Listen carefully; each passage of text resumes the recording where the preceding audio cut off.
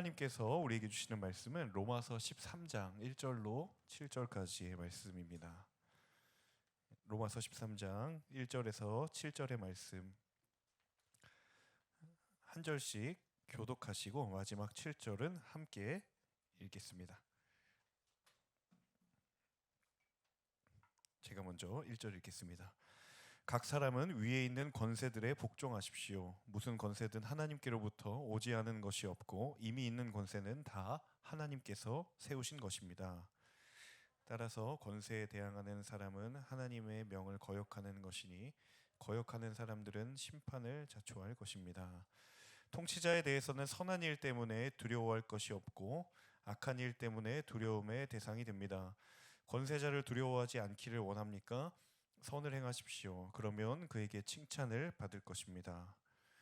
그는 여러분에게 선을 이루기 위해 일하는 하나님의 일꾼입니다. 그러나 여러분이 악을 행한다면 두려워하십시오.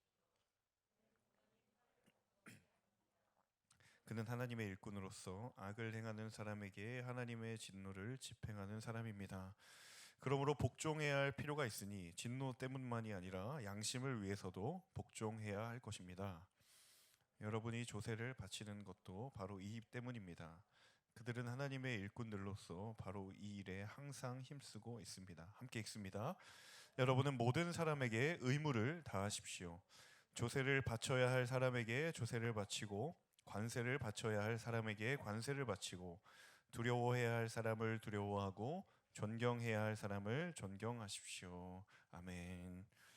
우리 예배당에서 예배하시는 분들 또 영상으로 함께 예배하시는 모든 분들에게 주님의 은혜가 있기를 축복합니다. 저희 W 공동체의 주일 예배는 두 번 있습니다. 오전 10시 30분 1부 예배 그리고 오후 2시 2부 예배 드려지고요.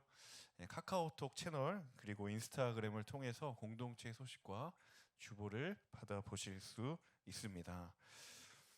네, 오늘 로마서 13장 1절에서 7절의 말씀으로 함께 말씀 나누겠습니다. 우리가 신앙생활을 하다 보면 한 번쯤은 꼭 해보는 질문 중에 하나가 무엇인가 하면 내가 신앙생활 지금 잘하고 있는 것일까라는 부분을 한 번쯤은 묻게 됩니다. 내가 믿음의 걸음을 잘 걸어가고 있는 걸까? 하나님 보시기에 올바로 잘 걸어가고 있는 것일까? 그것에 대한 어떤 명확한 대답을 얻고 싶을 때가 있습니다. 목회자인 저도 예외가 없습니다. 저도 목회를 잘 하고 있는가? 이 잘한다는 것이 그냥 제 성과나 만족을 위한 잘함이 아니라 하나님 보시기에 잘하고 있는가? 그런 어떤 질문들을 한 번쯤 이렇게 스스로에게 던질 때가 있는데요. 그 질문에 대해서 대답을 얻으려면 중요한 기준들이 필요하겠죠. 이러한 기준들에 의하여 내가 잘 걸어가고 있구나, 혹은 뭐 잘 못 걸어가고 있구나. 그런 기준들이 필요할 텐데요. 여러 가지 기준들이 있을 거라고 생각합니다. 그런데 저는 그 중에 하나를 꼽으라고 한다면 주저하지 않고 이 질문이 떠오르게 됩니다. 어떤 질문이냐면 나의 신앙의 시선이 어디에 머물고 있는가? 굉장히 중요한 기준이 될 것 같아요. 내 신앙의 시선이 어디에 머물고 있는가? 대부분 우리의 신앙의 출발점은 하나님과의 개인적인 만남으로부터 시작이 됩니다. 그래서 우리의 첫 신앙의 시선이 머무는 곳은 우리의 영역, 나 자신의 영역에 시작이 되기는 하겠죠. 그렇지만 하나님을 더 알아가고 신앙이 성장하고 성숙하면서 이제 우리의 신앙이 더 이상은 나만의 것이 아니라 이제는 더 하나님께서 바라보게 하시는 것들을 보게 하는 그런 경험들을 하게 됩니다. 구체적으로 이야기를 하면 지금까지는 내 삶의 이 테두리에서만 내 시선이 머물러 있었다라고 한다면 하나님을 더 알아가면 알아갈수록 이제 내가 속한 공동체를 어떻게 바라보아야 되는가, 또 이 내가 속한 사회를 어떤 시선으로 바라보아야 되는가, 또 더 나아가서는 이 시대에 가지고 계신 하나님의 마음이 무엇인가, 점점 이 영역이 확장되고 넓어져 가는 것을 보게 된다라는 것이죠. 이 말을 바꿔 말하면 내 신앙의 시선이 시간을 거듭할수록 변화가 되지 않고 여전히 나의 문제, 나의 삶에만 머무르려고 한다면 무언가 나의 시선을 가리고 있거나 그 시선을 붙들고 있는 도전이 있을 수 있고 유혹이 있을 수 있다라고도 이야기할 수 있을 것 같아요. 사단이 굉장히 우리의 이 지점을 교묘하게 파고듭니다. 그래서 사단은 우리의 신앙을 자꾸 개인화시키려고 그래요. 내 것, 내 은혜, 나의 구원, 나의 것만에 천착하려고 하는 그 유혹과 도전을 굉장히 치밀하게 우리 가운데 준다라는 거예요. 근데 하나님도 그러시고 또 성경을 보면 아시겠지만 성경은 그렇게 이야기하지 않는다라는 거예요. 성경의 수많은 사람들이 하나님을 알아가면 알아갈수록 그들이 경험하는 변화가 무엇이냐면 이제는 나로부터 시작하였지만 공동체를 바라보게 하시고 국가를 바라보게 하시고 사회를 바라보게 하시고 그리고 이 시대를 바라보게 하는 그 눈을 열어주신다라는 거예요. 신앙의 성장과 성숙의 척도가 나 자신에서 어디로 내 신앙의 시선이 옮겨지는가 굉장히 중요한 척도가 될 수 있다라는 거예요. 자, 그런 의미에서 우리가 오늘 함께 나눌 본문은 전혀 뜬금없지 않은 본문이다라고 할 수 있을 것 같습니다. 자, 오늘 로마서 13장 1절에서 7절은 한마디로 주제를 말하면 국가를 바라보는 그리스도의 관점입니다. 성경 전체를 통틀어서도 이 본문이 거의 유일하다 싶을 정도로 신앙인의 관점으로 국가와 이 권력, 세상의 권력들을 어떻게 볼 것인가 그것에 대해서 언급하고 있는 거의 유일한 본문이 아닐까 싶습니다. 그리고 게다가 오늘 말씀만큼이나 각자가 가지고 있는 어떤 정치적인 입장이나 견해에 따라서 이렇게 잘못 사용되거나 오용되고 있는 말씀도 이것밖에는 없다라는 생각도 듭니다. 그만큼 해석이 분분하고 관점도 다양한 본문이다라는 사실이죠. 그런데 이 본문은 사실 그렇게 아전인수격으로 해석될 수 없는 본문입니다. 특별히 오늘날 이 첨예한 견해의 대립을 넘어서 세대 간의 갈등의 시대를 살아가는 가운데에 하나님께서 오늘 왜 우리로 하여금 이 말씀을 마주하게 하셨는가? 분명히 하나님의 의도가 있고 하나님의 인도하심이 있다라는 사실을 기억할 필요가 있습니다. 여러분이 잘 알고 계신 것처럼 바울이라고 하는 한 인물은 논리와 수사에 굉장히 능했던 인물입니다. 그가 아주 어릴 때부터 그것에 대한 훈련을 받았고요. 자, 그러다 보니까 그런 은사들이 그가 기록했던 서신들을 통해 굉장히 잘 나타나 있습니다. 성경의 한 구절 한 구절을 바울이 굉장히 중요한 영적인 메시지를 담고 한 구절 한 구절에 굉장히 깊은 의미를 담기도 하지만 그와 동시에 더불어서 자신이 기록했던 서신의 전체의 단락을 이렇게 숲을 보듯이 한 걸음 떨어져서 보면 그냥 그 구조만 가지고도 그 단락이 어떻게 배열되었는가 그것만 보아도 하나님께서 바울을 통해 하시고자 하시는 메시지가 무엇인지를 알게 되는 부분도 굉장히 크다라는 거예요. 자, 하나의 서신에 단락이 어떻게 구성되어 있는가, 어떤 흐름으로 가고 있는가 그것만 보아도 이 구절에서 바울이 무슨 이야기를 하고자 하는 것인가 그것을 깨닫게 된다는 거예요. 오늘 본문이 그것의 가장 좋은 예 중에 하나입니다. 자, 화면에 이미지를 제가 하나 준비했는데요. 자, 오늘 13장 1절에서 7절을 기준으로 전후 단락을 보시면 이제 12장 9절에서 21절이 지난주 단락인데요. 지난번 단락은 한마디로 요약을 하면 사랑으로 행하는 삶에 대한 이야기입니다. 그리고 오늘 본문이 있고 바로 이제 다음 주에 나누게 될 13장 8절에서 14절은요. 바로 율법의 완성이 사랑이다라는 거예요. 자, 여러분 한눈에 보아도 어떤 것이 키워드인지 여러분 한눈에 보이시죠? 조금만 더 띄워주시면 감사하겠습니다. 네. 로마서 13장 1절에서 7절 오늘 본문을 기준으로 전후에 중요한 키워드가 바로 사랑입니다. 그리스도의 사랑을 경험한 사람이 그 사랑을 흘려보내야 되는 그 부르심을 따라 부름받았다. 한 사람의 그리스도인이 사랑으로 행하는 것이 그리스도인의 삶이다라고 이야기를 하는 그 큰 흐름 중에 뭐가 있냐면 지금 국가를 바라보는 그리스도인의 관점이 있다라는 거예요. 그러니까 바울이 굉장히 논리에 치밀한 사람이라고 여러분이 염두에 둔다면 오늘 이 본문도 그 사랑이라고 하는 맥락 가운데 오늘 본문이 있다라는 겁니다. 그러니까 나라를 바라보는 관점이 일반인들, 교회를 다니지 않는 비그리스도인들은 차치하고서라도 예수 그리스도의 사랑을 힘입어 그 삶을 살아가는 사람에게는 그분의 사랑의 시선이 곧 국가를 바라보는 시선이 또한 될 수 있다라는 것을 바울이 이야기해주고 있다라는 거예요. 제가 오늘의 교회에 처음 부임했을 때 굉장히 신기한 것들이 한두 가지가 아니었습니다. 저는 오늘의 교회 청년 출신이 아니거든요. 사역지로서 오늘의 교회를 처음 왔기 때문에 보는 것마다 새로웠고, 새롭다는 것은 뒤집어 이야기하면 적응이 굉장히 오래 걸렸다. 제가 저는 지금도 적응하고 있다고 생각하는데요. 몇 년간을 적응의 시간을 보낸 것 같아요. 여러 가지 신기한 것들 중에 하나가 무엇이었냐면 이제 송구영 신과 신년 예배 때 애국가를 부르는 전통입니다. 한국교회 전체를 통틀어서 제가 알기로 송구영 신 예배와 신년 예배 때 애국가를 부르는 교회는 오늘의 교회가 유일한 것으로 제가 알고 있습니다. 모르죠. 제가 뭐 전국의 모든 교회를 다 모르니까. 근데 거의 유일한 것 같아요. 근데 제가 개인적으로 이 애국가를 왜 부르는 것일까 처음에 엄청 궁금했거든요. 근데 아무도 알려주지 않는 거예요. 근데 또 제가 그 교회 부임한 지 얼마 안 돼서 눈치라는 게 있어가지고 괜히 이거 당연하듯 여기는 거를 물어보면 좀 약간 이렇게 눈치를 받을 것 같아서 그냥 그런가 보다 했는데 궁금증은 이렇게 사라지지가 않는 거예요. 근데 2016년에 이제 전임교육자가 돼서 애국가를 부르러 단이 올라갔습니다. 여전히 궁금함을 가지고.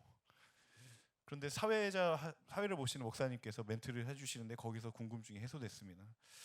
우리 오늘의 교회는 교회의 전통에 따라 하나님께서 주신 이 나라를 사랑하는 마음으로 애국가를 부르겠습니다. 뭐 너무 이제 심플하고 당연한 이유인데 그 의도가 있구나라는 것을 알게 됐죠. 그러고서 이제 이어서 이야기하시더라고요. 4절까지 부르겠습니다. 예전에는 이제 매번 애국가를 부르니까 이렇게 횟수를 세 보니까 16번을 부르더라고요. 송구영 신 예배 한 3번, 신년 예배 2번 이렇게 하니까 애국가를 굉장히 이제 1년에 몰아서 부르는 느낌이 있었는데 저는 이 취지가 굉장히 좋다라는 생각을 들었습니다. 특별히 오늘 말씀을 준비하면서 하나님의 사람들이 우리에게 주신 그 나라를 어떠한 마음으로 바라봐야 될 것인가에 대한 가장 당연하면서도 어떻게 보면 너무도 자명한 이유 중에 하나는 무엇이냐면 우리가 경험한 그리스도의 사랑이 이 나라에게도 흘러가야 된다라는 사실을 하나님은 알게 하시고 깨닫게 하시기 위함이다라는 거예요. 특별히 이 시대와 오늘의 이 나라 그리고 이 시대를 바라보면서 가장 필요한 것이 무엇일까라고 생각할 때마다 그것은 다름 아닌 예수 그리스도의 그 보혈의 능력, 그 사랑의 능력인 줄로 믿습니다. 그리고 이 땅에 그 능력이 회복되고 그 사랑이 회복될 때 그때 비로소 이 나라가 온전히 주 앞에 서게 될 줄로 믿습니다. 그리고 저와 여러분이 그 일을 위하여 부름받은 것이라는 사실을 꼭 기억하실 수 있고 마음에 새길 수 있는 우리 모두가 되기를 간절히 소망합니다. 오늘 본문의 1절과 2절의 말씀 함께 읽어보면 좋을 것 같습니다. 1절 말씀, 2절 말씀 함께 읽습니다. 각 사람은 위에 있는 권세들에 복종하십시오. 무슨 권세든 하나님께서부터 오지 않은 것이 없고 이미 있는 권세는 다 하나님께서 세우신 것입니다. 따라서 권세에 대항하는 사람은 하나님의 명을 거역하는 것이니 거역하는 사람들은 심판을 자초할 것입니다. 자, 1절 맨 앞부분 각 사람은 위에 있는 권세들에 복종하십시오. 단 한 문장이지만 굉장히 많은 의미가 이 안에 담겨져 있습니다. 각 사람은 이라는 표현을 주목해 보면 좋을 것 같은데요. 이 말을 사실 가장 원어에 가깝게 뉘앙스를 살려서 해석을 하면 사실 이렇습니다. 모든 사람은 예외가 없이 라는 표현이에요. 모든 사람은 예외가 없이 위에 있는 권세들에게 복종하십시오. 거기에는 나이가 있을 수 있고 성별이 있을 수 있고 지식의 수준이나 소득의 수준이나 심지어는 국가를 바라보는 개인의 어떤 정치적인 견해도 있을 수 있습니다. 그런데 그것과 관계없이 모두가 다 예외 없이 이 명령에 해당된다라는 거예요. 자, 그 모든 사람이 위에 있는 권세에 복종해야 된다라고 바울이 이야기했는데 만약에 바울이 여기까지 이야기했으면 아마 권력을 소유하고 있는 사람들이 그 권력을 정당화하는 데 이 구절을 아마 아주 즐거워 사용했을 거라고 생각합니다. 오늘날에도 이 구절을 딱 떼어서 사용하는 경우들이 종종 있죠. 자, 그런데 바울이 거기에서 머무는 것이 아니라 이어서 뭐라고 이야기하냐면 1절 하반절이 중요하죠. 무슨 권세든 하나님께로부터 오지 않은 것이 없다. 모든 사람들이 국가 권력을 인정하고 그것을 따라야 된다라고 말할 수 있는 이면에는 무엇이냐면, 그것은 어디까지나 그들이 그 권력이 하나님께로부터 주어진 것이다라는 것을 인정한다라는 전제하에 이 말이 지금 가능하다라는 거예요. 여러분, 하나님의 존재를 인정하는 것이 모든 힘의 근원이 된다라는 사실을 기억할 필요가 있습니다. 하나님의 계심, 하나님의 살아계심과 하나님의 존재가 인정되어야만 그것이 모든 힘의 바른 출발점이 된다라는 거예요.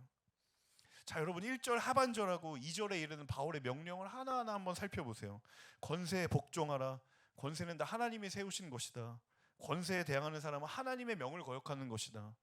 심지어는 끄트머리에 심판에 대한 언급도 있어요. 아무리 내가 성경 말씀이라고 해도 이런 말씀을 내가 그대로 받아들이기는 간혹 부담스러울 때가 있고요. 또 어떤 경우에는 정치적인 견해를 달리하는 사람들은 굉장히 불편하게 들릴 이야기입니다. 자, 그럼에도 불구하고 바울이 이렇게까지 단언하는 이유가 무엇인가? 이렇게까지 말할 수 있는 까닭이 무엇인가 하면, 바울의 이 모든 권면은 하나님의 존재를 인정한다라는 그 전제 하에서 지금 이 이야기를 하는 거예요. 그들의 국가의 권력이 하나님께로부터 주어졌다라는 것을 인정해야만 이 구절들이 다 의미가 있다라고 바울이 이야기하는 거예요. 자, 그래서 특별히 이 메시지는 권력을 따라가야 되는 사람들뿐만 아니라 권력을 위임받은 사람들도 반드시 새겨들어야 할 메시지다라는 거예요. 자, 학자들마다 조금씩 견해의 차이는 있지만 바울이 로마서를 기록할 시기가 대략 몇 년도냐면 57년 혹은 58년입니다. 이 당시의 상황은요, 아직은 그리스도인에 대한 핍박이 막 거센 상황은 아직은 아니었어요. 이제 그로부터 8년 정도 지나고 나면 이 로마에 엄청난 화재가 일어나는데, 그때 그 화재를 이제 국가의 권력이 그 자신의 그 황제의 권위가 무너질까 봐서 그것을 이제 그리스도인들에게 돌려버리죠. 그래서 그때부터 이제 핍박이 시작되는 거예요. 그러니까 아직까지는 로마 사회는 대체로 합법적으로 법을 집행하고 그 법 체계 위에 있었던 시대였어요. 그 중요한 것은 그 원리가 크리스천들에게도 동일하게 적용됐던 시대입니다. 그래서 실제로 여러분은 사도행전 25장 26장을 보면 바울이 유대인들에게 고소를 당해서 재판장 앞에 서잖아요. 바울이 자신의 로마 시민권을 가지고 내가 로마 황제 앞에 가서 재판받을 수 있게 해달라. 아그리빠 왕이 그것을 수락을 합니다. 그러니까 논리적으로 틀린 게 전혀 없거든요. 그러니까 바울에 의해서도 볼 수 있듯이 크리스천이라고 해서 막 핍박을 하거나 그런 상황은 전혀 아니었고요. 철저하게 정확한 원칙과 법에 따라서 그 일들이 진행이 되었다라는 거예요. 이제 예수님도 마찬가지였죠. 대제사장들이 예수님을 성전 모독죄로 고발을 합니다. 근데 빌라도 앞에 갔는데 빌라도가 처음 반응이 뭐냐면 이 사람으로부터 나는 죄를 찾을 수 없다라는 거예요. 상식적인 선에서 법 체계가 돌아가고 있었다는 거죠. 물론 나중에 이 빌라도가 군중의 요동의 심리에 못 이겨서 십자가형을 언도했기 하지만, 그럼에도 불구하고 그 체계는 여전히 합리적으로 돌아가고 있었다라는 거예요.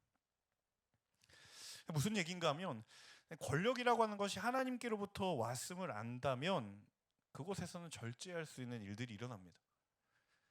필요한 곳에 그 힘을 하나님의 뜻을 위하여 사용할 수 있다라는 거예요. 그 힘의 주인이 하나님이라는 것을 인정하면 선악의 힘을 사용할 수 있다라는 것이죠. 자, 이 성경 구절을 읽으면서 우리가 나는 별로 해당 사항이 없는 이야기다. 내가 힘을 가진 사람들에게 당하면 당했지 내가 힘을 가질 때가 언제 오기나 할까, 그런 생각이 들 수도 있습니다. 자, 그런데 분명히 우리의 삶의 영역에서도 힘과 권한이 주어질 때가 있습니다. 지금은 아니더라도. 내가 비록 지금은 회사에서 연차가 낮지만 여러분 평생 낮은 자리에 있지 않지 않습니까? 시간이 지나고 세월이 흘러서 나에게도 무언가 권한이 생기고 무언가가 위치에 왔을 때 분명히 그 힘을 행사해야 될 때가 온다면 여러분 지금 그것을 준비해야 될 때다라는 것이죠. 저도 온누리 교회 대학 청년부에 온 지가 이제 햇수로 10년 차가 됐습니다. 이 말은 저도 연차가 좀 쌓였다는 겁니다. 그리고 이 말은 네, 제 위에 남은 사람보다 제 아래에 있는 사람이 더 많다는 겁니다. 물론 이제 교회는 그런 회사의 지휘 체계는 아니죠. 네, 그렇긴 하지만 여러분의 이해를 쉽게 하기 위해서 말씀을 드렸습니다. 2주 전에 제가 리더십 수련회에서 설교를 섬겼었는데 설교 끝나고 나니까 어떤 지체 한 분이 저한테 오셔서 얘기하시더라고요. 목사님 승진하셨네요. 이러는 거예요. 목사님 예전에는 저기 뭐 이렇게 테이블 옮기고 뭐 헤드폰 쓰고 프로그램 진행하시다가 이제 단위 올라가셔가지고 설교하시는 거 보니까 승진하셨네요. 그렇게 얘기하시더라고요. 여러분 섬기는 역할과 모양이 다를 뿐이지 뭐 위아래가 어디 있겠습니까? 많은 저도 압니다. 10년 전에 저와 지금의 제가 가지고 있는 위치와 권한과 책임이 다르다는 것을 압니다. 그래서 사실 저도 굉장히 신중하려고 합니다. 그리고 하나님께 물으려고 합니다. 제가 뭐 이 자리에 있을지 저는 몰랐거든요. 저는 그 전에 그만둘 줄 알았어요. 힘들어서. 여기까지 온다는 것이죠. 우리 모두가 그렇다라는 거예요. 이 권력의 힘의 원리를 보면서 이거는 뭐 통치자들에게 해당되는 이야기지라고 생각한다면 그렇지 않습니다. 우리도 우리가 속한 공동체나 어떤 집단에서 언젠가는 내가 그 책임과 권한을 행사할 자리가 왔을 때 이것이 하나님께로부터 내게 주어진 것이라는 사실을 내가 인지하지 못하고 생각하지 못한다면 그야말로 우리는 여러분이 지금 흉보고 계시는 그 크리스천 상사들, 교회를 다니는다고 말하지만 다니는 것 같, 내 눈엔 아무리 생각해도 저 사람 교회 다니면 참 내가 부끄러울 지경이다 라고 생각하는 지금 바로 그 머리에 떠오르는 그 사람, 그럴 수 있다라는 거예요. 언젠가 우리에게도 힘과 권한이 주어졌을 때 혹은 그런 자리가 내게 주어졌을 때 여러분 기억하십시오. 그것은 하나님께로부터 온 것이다. 하나님이 내게 맡기셨다. 그리고 하나님의 뜻을 위하여 그것을 사용하라고 우리를 부르셨다라는 사실을 기억하십시오. 지금은 비록 내가 그 힘을 존중해야 하고 따라가야 하는 위치에 있지만 언젠가 내게 그 권한과 그 책임이 내게 주어졌을 때 하나님이 내게 주신 것이구나라는 것을 철저하게 인식하며 그것을 하나님의 뜻에 따라 사용하시는 저 여러분 모두가 되실 수 있기를 주님의 이름으로 축원합니다. 이어지는 4절의 말씀입니다. 함께 읽겠습니다. 그는 여러분에게 선을 이루기 위해 일하는 하나님의 일꾼입니다. 그러나 여러분이 악을 행한다면 두려워하십시오. 그는 공연히 칼을 가진 것이 아닙니다. 그는 하나님의 일꾼으로서 악을 행하는 사람에게 하나님의 진노를 집행하는 사람입니다. 이 국가의 권력을 가지는 사람들의 정체성에 대해서 바울이 이야기를 합니다. 그는 여러분에게 선을 이루기 위해 일하는 하나님의 일꾼입니다. 그런 사람들은 선을 이루기 위해 일하는 일꾼들이다. 하나님의 일꾼들이다. 그들에게 준 이 권세의 본질은 선을 이루기 위함이라는 거예요. 국가가 가진 공적인 권력의 본질은 악을 행하는 것은 거기에 정당한 책임을 묻는 것이고 선을 이루기 위해서는 그것을 더욱더 북돋는 것이다라는 거죠. 자, 그런데 악에 대해서 저항하고 선을 이루기 위해 힘쓰는 것이 일반적인 사회의 원리 안에 도덕과 윤리로 말하고 있는 듯 하지만 사실은 그보다 먼저 성경이 그 원리를 이야기해주고 있다는 거예요. 그러니까 인간 사회 안에 도덕과 윤리가 있기 전에 성경이 그보다 훨씬 더 먼저 하나님의 원리, 그것이 하나님의 뜻이다라고 이야기를 하고 있어요. 자, 어디를 함께 보시냐면 신명기를 함께 볼 텐데요. 신명기의 구약 성경에서 왕이 세워지기 이전에 국가 권력을 하나님께서 이런 기준으로 세우라라고 말씀하셨어요. 신명기 17장 18절 20절 같이 읽겠습니다. 왕이 왕위에 오르게 되면 자신을 위해 레위 사람들인 제사장들이 보관하고 있던 율법을 자기 형제를 업신여기거나 율법에서 오른쪽이나 왼쪽으로 치우치는 일이 없게 하라. 그러면 그와 그의 자손들이 이스라엘에서 자기 왕권을 오랫동안 유지할 수 있을 것이다. 원래는 신명기 17장 14절부터 봐야 됩니다. 이 단락은 하나님이 정하신 왕의 기준이에요. 국가 권력을 세울 때 하나님은 이런 기준으로 왕이 세워져야 된다라는 것을 이미 왕이 세워지기 이전에 하나님이 쭉 나열을 해놓는 거예요. 국가 권력이 어떠해야 되는가?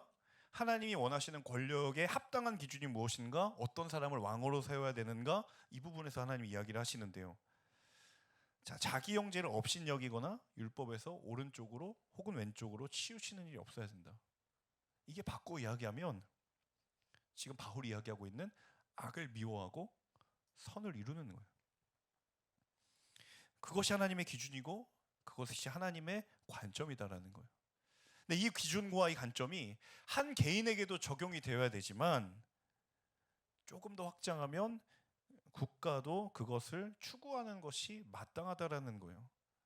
그러니까 반대로 그 국가 권력이 그것을 행하지 않고 하나님이 금하는 것을 행하거나 하나님이 하라고 하는 것을 금한다라고 한다면 그것에 대해서 거부할 수 있고 저항할 수 있고 있는 책임과 권리가 있다라는 거예요.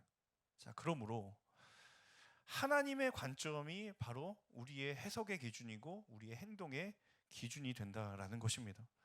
하나님의 관점으로 해석하고 하나님의 관점으로 행동하는 것이 국가의 리더십이든 한 개인이든 하나님 우리에게 주시는 명령이다라는 거예요. 구정 연휴를 즐겁게 보내고 계실 거라고 생각하는데요. 명절이 되면 오랜만에 여러분 가족들 다 모이잖아요. 예전에 어떤 지체분이 명절 끝나고 굉장히 낙심해서 저를 찾아오셨어요. 상담을 이렇게 요청을 해줘서 이야기를 들어보는데 사연이 그랬습니다. 오랜만에 이제 부모님 만나서 식사하면서 얘기하다가 정치 얘기가 나오는 거예요. 근데 이분하고 부모님하고 정치의 컬러가 다른 거예요. 그래서 밥 먹다가 싸우고 그날 이후에 이제 명절이 되게 분위기가 안 좋아졌다. 그래서 이 분이 저한테 그렇게 얘기하시는 거예요. 목사님, 제가 부모님을 구원할 수는 있을 것 같은데 이 정치 견해를 하나로 만드는 건 진짜 못할 것 같습니다. 막 이러면서 이렇게 화를 내면서 답답해 하시는 거예요. 그래서 제가 그 얘기를 가만히 듣다가 뭐라고 권면을 드렸냐면 바로 여기 말한 제가 말씀드린 하나님의 관점에 대해서 말씀을 드렸던 기억이 나요. 사람의 견해라고 하는 것이 시대에 따라서 다르고 세대에 따라서도 다르고 상황에 따라서도 얼마든지 변합니다. 그러니까 어제는 맞았던 게 오늘 틀리기도 하고 오늘 맞다라고 이야기하는 게 내일은 틀리기도 하고 이게 사람의 견해예요. 한마디로 말하면 사람의 견해가 기준이 되거나 그것이 절대 기준이 되면 절대로 그 집단은 하나가 될 수 없다는 것을 이미 오랜 역사가 이야기해주고 있어요. 그렇기 때문에 그 가운데서도 그럼에도 불구하고 변하지 않는 기준이 있어야 되지 않겠느냐. 그리고 그것이 하나님의 기준이다. 그러니까 우리의 갈등과 첨예한 대립의 현장 가운데 우리가 끊임없이 묻고 판단하는 기준이 되어야 될 것은 무엇이냐면 이 사람이 좌냐 우냐의 문제가 아니라 이 사람이 어떤 생각을 가지냐의 문제가 아니라 오직 하나님의 관점이어야 할 줄로 믿습니다. 이 시대가 하나님의 선에 합당한 것인가? 이게 하나님의 관점이잖아요. 이 사회가 하나님의 공의와 정의 가운데 흘러가고 있는가? 이게 하나님의 관점이잖아요. 이 사회가 주의 사랑으로 그 원리로 작동하고 있는가? 사랑하는 여러분, 주님의 시선을 가진 그 한 사람이 공동체를 변화시키고 주님의 시선을 가진 한 사람이 사회를 거룩하게 하고 주님의 시선을 가진 한 사람이 시대를 정결케 하는 줄로 믿습니다. 중요한 한 가지 사실은 바로 저와 여러분이 그 흔들리지 않는 한 가지의 기준을 마음 가운데 굳게 가진 한 사람인가? 그 기준을 가진 자, 그 기준을 품은 자들이 세상을 변화시키고 갈등을 치유하고 이 땅을 새롭게 하는 하나님의 거룩한 통로가 될 줄로 믿습니다. 저와 여러분이 그러한 통로가 되기를 원해요. 이어지는 5절과 6절 말씀 함께 보면 좋을 것 같습니다. 5절 6절 함께 읽습니다. 그러므로 복종해야 할 필요가 있으니 진노 때문만이 아니라 양심을 위해서도 복종해야 할 것입니다. 여러분이 조세를 바치는 것도 바로 이 때문입니다. 그들은 하나님의 일꾼들로서 바로 이 일에 항상 힘쓰고 있습니다. 자, 국가의 권위와 질서를 존중하고 따라야 하는 또 다른 한 가지의 이유에 대해서 바울이 무엇을 이야기하냐면 굉장히 중요한 개념이 있어요. 그것이 무엇인가 하면 5절에 있는 양심입니다. 양심. 로마서에서 바울이 양심이라는 단어를 딱 3번 사용하거든요. 첫 번째는 로마서 앞부분에서 율법이 없는 이방인들, 하나님의 뜻을 어떻게 알고 그들이 구원과 심판의 기준을 적용받는가 했을 때 양심에 따라서 하나님께서 판단하실 것이다 라고 이야기를 해요. 그 다음에 두 번째, 바울이 양심이라는 단어를 사용할 때는 자기 동족 이스라엘에 대한 안타까운 마음, 그들이 하나님의 뜻을 받았음에도 불구하고 돌이키지 않는 그 안타까운 상황을 바라보면서 그 마음을 표현할 때 내 양심이 성령 안에서 증언한다. 로마서 9장이 그렇게 이야기하거든요. 바울의 진심을 양심에 의지하여 이야기를 해요. 그리고 마지막이 바로 오늘 13장 이 부분인데요. 국가의 질서와 권위 앞에 존중하고 그것을 따라야 되는 이유가 무엇이냐면 양심을 위해서 복종해야 된다라고 이야기를 해요. 너무 윤리적인 이야기 아닌가? 도대체 양심이라고 하는 것이 무엇을 의미할까? 단순히 어떤 도덕이나 윤리의 영역에서 이야기하는 그런 양심을 말하는 걸까? 그래서 제가 좀 궁금증이 있어서 양심의 어원을 좀 찾아봤는데 이런 의미가 있더라고요. 양심이라고 하는 것이 라틴어로 두 단어가 합성된 단어인데 함께라는 단어와 그리고 알다, 인식하다라는 이 두 단어가 합성어로 형성된 단어가 양심이라는 거예요. 그러니까 뜻을 풀어보니까 태어날 때부터 모두가 함께 아는 것, 이게 양심이라는 것. 태어날 때부터 누구나 다 아는 것. 그러니까 누구도 그 사람에게 알려주지 않았지만 태어날 때부터 본능적으로 알고 있는 것. 제가 딱 저희 아들들 떠올리면서 맞구나. 이 아들도 양심이 있거든요. 우리 아들들도 잘못을 하면 눈치를 봐요. 제가 한 번도 이야기한 적이 없습니다. 잘못하면 어른 눈치를 봐야 된다. 뭐 교육한 적이 없어요.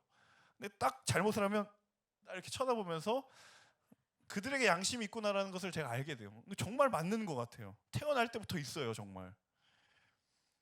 여러분, 태어날 때부터 누구도 교육하지 않았고 가르치지 않았지만 누구에게나 있는 것을 양심이라고 하는데요. 바꿔 말하면 이걸 뭐라고 이야기하냐면 진리라고 이야기합니다. 모든 사람들에게 보편적으로 다 적용되는 거잖아요. 바꿔 이야기하면 하나님 앞에서 사는 삶을 사는 것이 바로 그 양심을 위하여서 복종하는 것, 양심을 따라 사는 거예요. 하나님 앞에서. 왜냐하면 그것을 하나님이 우리에게 주신 것이니까. 양심을 위해서 양심을 따라서 국가의 권위와 질서를 따르라고 바울이 이야기하는데 사실 그 양심은 우리가 태어날 때부터 하나님이 우리에게 주신 절대 기준이다라는 거예요. 진리다라는 거예요. 그러니까 이미 우리가 무엇이 선이고 무엇이 악인지를 분별할 수 있는 기준이 이미 존재해 왔다는 것이고 하나님은 이미 우리에게 그것을 알려줬다라는 거예요. 근데 문제는 무엇이냐면 바로 그 기준이 부정당하는 시대가 오고 말았다는 겁니다. 바로 그 기준이 부정당하는 시대가 왔다라는 거예요. 오늘날 사회나 시대를 바라볼 때마다 여러 어두운 부분들에 대해서 말할 수 있겠지만 가장 심각하고 가장 우리가 영적으로 깨어 있어야 될 것은 그 기준이 사라진 세상이 되었다는 거예요. 누구나 보편적으로 받아들이고 인정해야 할 진리가 인정받지 못하고 외면당하는 시대가 오고 말았다는 거예요. 제가 작년까지 대학부에서 사역을 했습니다. 근데 대학부에서 중점적으로 사역했던 사역 중에 하나가 희망노트라는 사역이 있어요. 이 사역은 무슨 사역이냐면 대학 캠퍼스 중에 채플을 드리는 대학들이 있습니다. 미션 스쿨이 있거든요. 그 채플 있는 캠퍼스에 찾아가서 저희가 채플을 기획을 합니다. 조금이라도 기독교에 향한 편견을 낮추고 좀 복음을 조금 더 그들의 눈높이에 맞춰서 전하는 그런 채플들을 기획을 하고 막 선물도 사가지고 가서 학생들 나눠주고 그런 채플들을 기획을 해요. 여러 학교들을 많이 다녔었어요. 그러다 보니까 각 캠퍼스의 교목실에 있는 목사님들하고 이야기를 하게 됩니다. 이런저런 이야기를 하면 그 목사님들의 공통적인 고민과 고뇌가 무엇인지 아세요? 그분들이 항상 똑같이 이야기합니다. 시대가 갈수록 점점 이 채플이 가지고 있는 영적인 의미를 드러낼 수 있는 자리가 기회가 점점 줄어드는 거예요. 그게 고민이라는 거예요. 그러니까 대학생들이 교회를 다닌다 뭐 안 다닌다 숫자의 비율의 고민이 아니라 이 채플이 채플답게 영적인 의미를 전달할 수 있는 기회나 어떤 그런 것들이 보장되지 못하는 현실이 왔다라는 거예요. 저도 그런 미션 스쿨에 있는 대학을 나왔거든요. 제가 그 대학을 희망노트 사역을 하러 갔었습니다. 작년에 팬데믹이어가지고 이제 대면으로는 하지 못하고 영상을 찍었어요. 처음부터 한 편의 채플 영상을 쭉 찍었습니다. 특순도 있고 중간에 메시지도 전했는데 이제 완성된 영상본을 교목실에 드렸어요. 교목실에서 연락이 왔어요. 영상을 보고 그 교목 목사님께서 너무너무 조심스럽게 저한테 얘기를 하시는 거예요. 목사님, 그 다 좋은데 설교 중에 이런 표현을 조금 순화시켜 주시면 어떻겠냐고 이렇게 얘기를 하시는 거예요. 네, 목사님의 심정이 이해가 되는 거예요. 정말 하고 싶지 않은 말인데 이게 너무 할 수밖에 없는 상황인 거예요. 그래서 어떤 맥락에서 어떤 마음으로 이야기를 하시는지 제가 너무도 잘 알겠더라고요. 그런 시대가 되는 거예요. 채플이 채플답지 못하는 시대가 와버렸고요. 그리고 저희가 그 희망노트를 하고 나면 이제 수강한 학생들에게 소감을 받습니다. 한 뭐 1,500장, 2,000장이 이렇게 쭉 오거든요. 저희가 하나하나 다 읽어봐요. 근데 좋은 피드백들도 있지만 여러분이 상상하실 수 있을 것 같은데 정말 쉽지 않은 내용들이 많습니다. 나에게 종교를 강요하지 말라, 뭐 이런 얘기도 있고요. 나는 학점을 따는 것이지 신앙을 강요받기 위해 나는 이 자리에 앉은 게 아니다. 저 아무 말도 한 적이 없는데 막 그런 얘기들을 쏟아놓고 선물은 고맙지만 이런 건 좀 자제했으면 좋겠다, 뭐 이런 얘기도 있고요. 별의별 얘기가 다 있습니다. 갈수록 우리 안에 있는, 아까 제가 양심의 의미 말씀드렸죠. 처음부터 하나님이 우리에게 주셨던 모든 이들에게 보편적으로 적용되는 기준들이 무너지고 있구나 라는 것을 막 느끼는 거예요. 여러분, 매스컴을 봐서 아시겠지만 이해할 수 없는 사건, 정말 이 21세기 현대사에서 이런 비극적인 일이, 가족이 막 가족을 죽이고 그런 일들이 일어난다라는 거예요. 양심의 부재의 시대가 와버렸죠. 진리를 부정하는 것은 말할 것도 없습니다. 저도 그 대학에서 이제 수업을 들었는데 저는 그런 경험도 했었어요. 신학과 수업인데 무신론자가 들어왔어요. 신학이라는 학문 자체가 관심이 있다는 거예요. 토론을 하는데 저는 정말 살면서 그런 험담을 처음 들어보지 않았을까. 앞으로도 들을 일이 없고. 그 무신론자 하구가 그랬어요. 내가 너네 같은 사람이랑 천국 가느니 지옥 가겠다고. 그래서 내가 네, 막 그런 진리를 막 부정하는, 그러니까 어떤 맥락에서 말하는지 대충은 이해가 가겠지만 그런 어떤 누구나 보편적으로 용인되고 있는 상식의 선도 막 벗어나는, 이게 토론인지 싸움인지 알 수가 없는, 이미 제가 대학을 다닌 게 꽤 오래전인데 그때부터 이미 그런 일들이 있었고요. 그런 가운데에 제가 느꼈던 건 모든 것을 포용하고 모든 것을 이렇게 감싸는 것만이 지성인처럼 여겨지고 교양인처럼 여겨지는 대학이 이미 그러고 있습니다. 무언가 자신이 확고한 무언가가 있으면 그거는 지성인답지 못한 것으로 치부되는 사회가 돼버리는 거예요. 여러분, 하나님께서 다시 복음 안에 진리를 붙들기를 원하시는 줄로 믿습니다. 시대가 어떠하더라도, 상황이 어떠하더라도, 우리가 어느 곳에 처할지라도 양심이라고 하는 단어가 이야기해 주는 것처럼 누구에게나 동일하게 적용될 수 있는 한 가지 원칙이 있다면 그것이 포기되고 그것이 외면되어질 때 여러분 다시 그것을 붙들 수 있는 용기가 저와 여러분 가운데 있기를 주님의 이름으로 축원합니다. 에베소서의 말씀에 바울이 이 이야기를 다르게 이야기했어요. 근데 여기는 더 바울이 안타까운 마음으로 이야기를 한 것 같아요. 우리 에베소서 5장의 말씀을 끝으로 읽고 함께 기도했으면 좋겠는데요. 에베소서 5장 15절 16절 함께 읽겠습니다. 그런즉 너희가 어떻게 행할지를 자세히 주의하여 지혜 없는 자 같이 하지 말고 오직 지혜 있는 자 같이 하여 세월을 아끼라. 때가 악하니라. 너희가 어떻게 행할지를 자세히 주의하라. 이미 하나님은 다 기준을 알려주셨어요.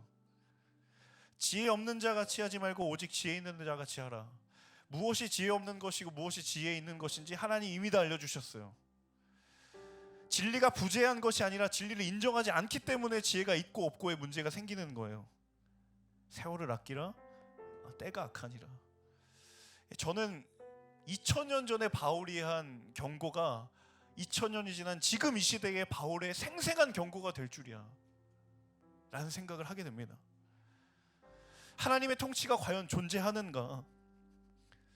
세상 어디를 봐도 하나님은 부재하는 듯한 이 어두운 시대 가운데에 저와 여러분의 기도가 다시 불러일으켜지고 회복되기를 주님의 이름으로 축원합니다. 하나님, 하나님의 관점을 인정하게 하여 주옵소서. 하나님, 하나님의 관점을 품게 하여 주옵소서. 하나님, 하나님 앞에 서는 삶을 주저하지 않게 하여 주옵소서. 여러분이 속한 가정이 어디이든, 직장이 어디이든, 일터가 어디이든, 삶의 자리가 어디이든 하나님 그 삶을 포기하지 않게 하여 주옵소서. 반드시 우리도 하나님 우리에게 주신 권한과 책임을 행사할 그때가 올 때에 하나님, 내가 이 기준을 가지고 세상을 변화시키는 한 사람 되게 하여 주옵소서. 여러분, 우리의 기도가 변화되기를 원합니다. 그 고백으로 하나님 우리의 삶을 살아가게 하여 주시고, 그 고백으로 국가와 사회를 바라보게 하시고, 그 고백으로 시대를 품고 기도할 때 하나님 우리를 통하여서 주의 놀라운 일을 이루실 줄로 믿습니다. 그 일을 행하실 하나님을 찬양합니다.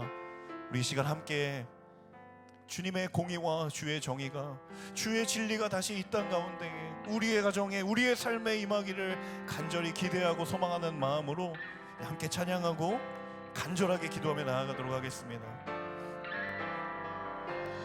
예수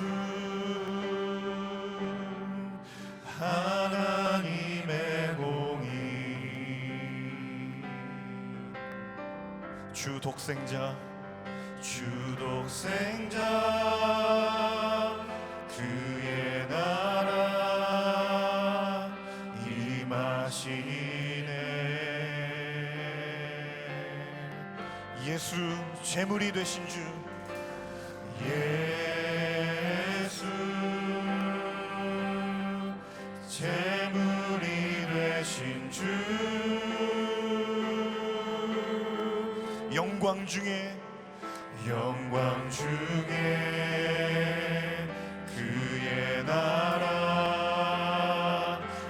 임하시네. 주의 나라 영원하며, 주의 나라 영원하며, 그의 영광 무궁하리. 왕의 위엄과 능력이 이제 임하였으니, 주의 주권과 주의 통치와 주의 나라 힘과 권세 임하네. 예수 하나님의 공의,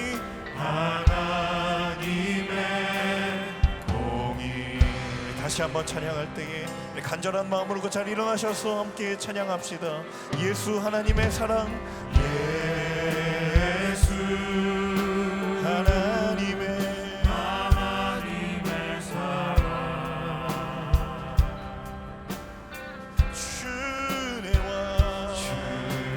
주내와 말씀으로 나타났네. 아멘. 예수 거룩한 하나님, 예수 거룩한 하나님, 우리 함께 믿음으로 선포합시다. 영광 중에 그의 나라 임하시네. 주의 나라 영원하며, 그의 영광 무궁하리. 왕의 위엄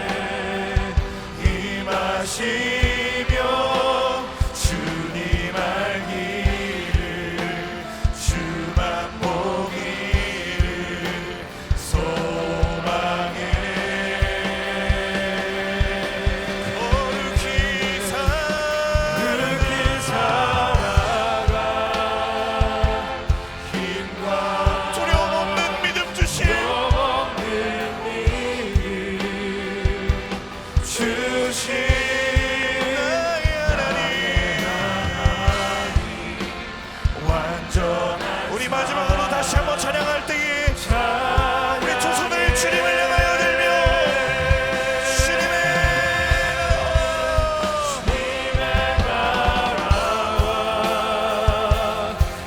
이 땅 가운데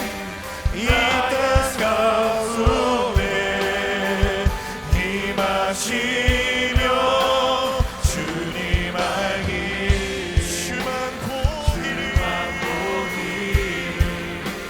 소망해 할렐루야 그렇게 살아가 힘과 두려움 없는 믿음 주신 나의 하나님 완전한 사랑 찬양해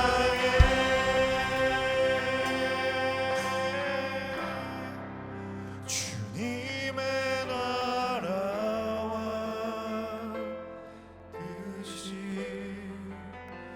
나의 삶 속에 임하시며 주만 말기를 주만 보기를 소망해 아멘 거룩히 살아갈 힘과 두려움 없는 믿음 주신 나의 하나님 완전한 사랑 찬양해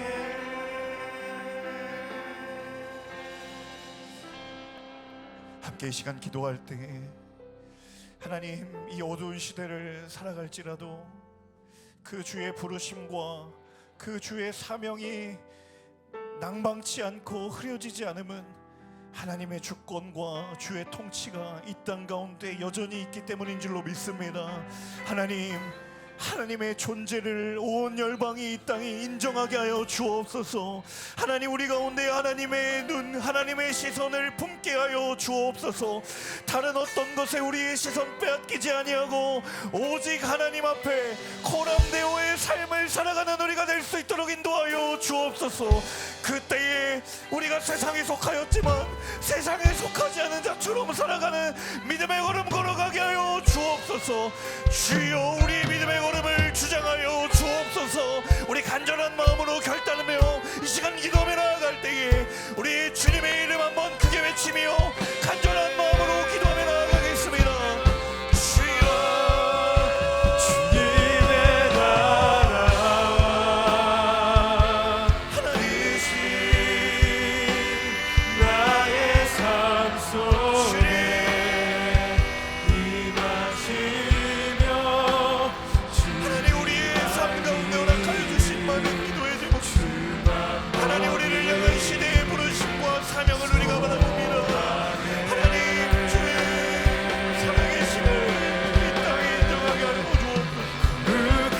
하나님 주님의 관점을 품게 하여 주옵소서. 주의 공의와 주의 정의가 이 땅 가운데 먹게 하여 주시고 하나님 그 사랑의 능력의 근원이 먹게 하여 주옵소서. 하나님 우리 가운데 우리가 하나님 앞에 서 있음을 고백하며 나아갑니다. 하나님 우리가 주님 앞에 서 있음을 고백하며 나아갑니다. 주님의 나라와 뜻이 나의 삶 속에 임하시며 주의 이름으로 사용하여 주시옵소서. 하나님 우리를 하나님 손에 붙들림 받게 하여 주시옵소서. 어둡고 탁한 시대 가운데 하나님 진리를 사수하는 자 되게 하여 주시고 이 시대 가운데 아버지 하나님 주의 질서와 주의 능력의 권위가 다시 한번 새롭게 하여 주시옵소서. 주의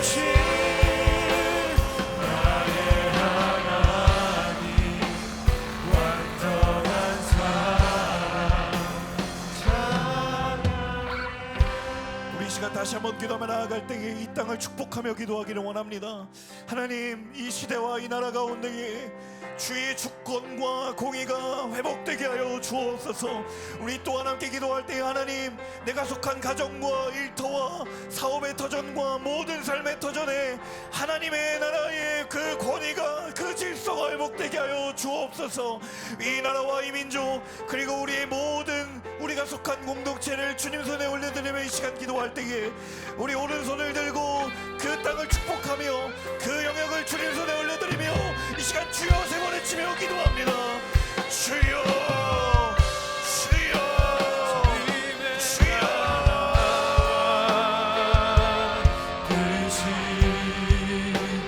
나의 삶 속에 주님 능력으로 임하여 주시옵소서.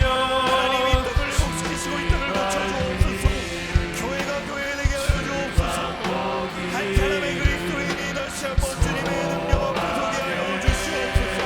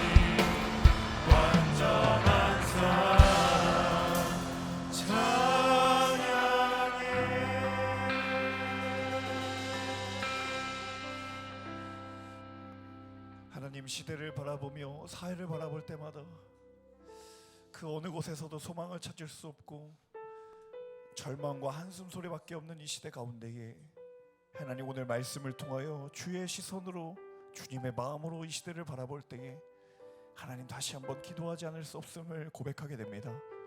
주님, 하나님께서 허락하신 이 땅의 모든 영역에 하나님의 권세가 있고 하나님의 다스리심이 있지만 우리의 죄악과 우리의 연약함과 우리의 탐욕이 그 하나님을 거부하고 그 하나님을 부정하고 진리를 거짓으로 호도하는 어두운 시대 가운데 있지만 하나님, 우리 한 사람 한 사람을 통하여 주님의 심장을 가지고 주님의 시선을 가지고 하나님 앞에서 한 사람을 통해 하나님, 다시금 이 땅 가운데 소망이 있는 줄로 믿습니다. 주님, 우리가 그 소망의 통로 되게 하여 주옵소서. 우리가 그 소망의 시작 되게 하여 주옵소서. 하나님, 우리가 어느 곳에 있든지 어떠한 자리에 있든지 내게 어떠한 권한과 어떠한 힘이 우리에게 주어지든지 하나님, 그 모든 것이 주께로부터 온 것임을 기억해 하여 주옵소서. 하나님, 우리의 직장이 변화되기를 원하고 우리의 가정이 변화되기를 원하고 이 땅과 이 나라, 이 시대가, 이 사회가 변화되기를 원합니다. 하나님, 주님의 나라와 그 뜻이 이 땅 가운데 충만하게 임하여 주옵소서. 하나님, 그리고 우리도 함께 그 주님의 꿈을 꾸며 우리를 부르신 우리의 자리에서 주의 뜻을 따라 흔들리지 않고 온전히 걸어가는 믿음의 걸음 걸어가게 하여 주옵소서. 그렇게 행하실 주님의 이름을 찬양하고 감사드리며 이 모든 말씀 살아계신 주 예수님의 이름으로 기도합니다. 아멘. 우리 하나님께 감사와 영광의 박수 올려드리겠습니다.